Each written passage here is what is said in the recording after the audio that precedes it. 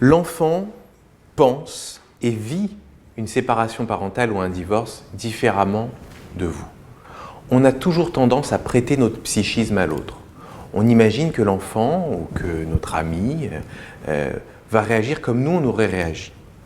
Sauf que le psychisme d'un enfant n'est pas superposable au psychisme d'un adulte. Donc c'est vraiment très loin même de la réalité. On prête souvent aux enfants des grandes tristesses.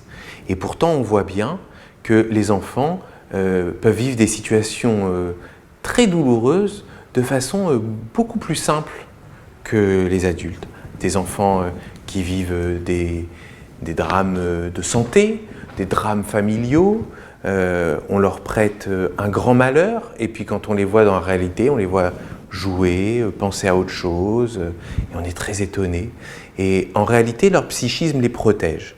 Leur psychisme respecte une certaine temporalité. Ils sont au courant du drame qui se joue ou de la chose négative qui se joue, mais leur psychisme leur dit, tu sais quoi, on va la découper en petits morceaux.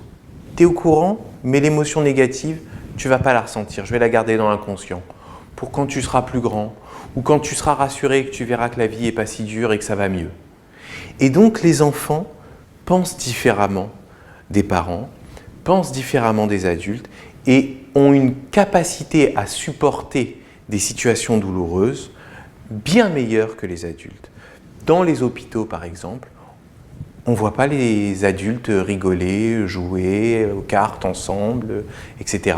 Ils sont là dans leur chambre, ils sont en difficulté, ils s'inquiètent beaucoup. Alors que les enfants, avec le jouet tout cassé, tout pourri de la salle d'attente, eh ben, même malade avec 42 fièvres, il se précipite dessus.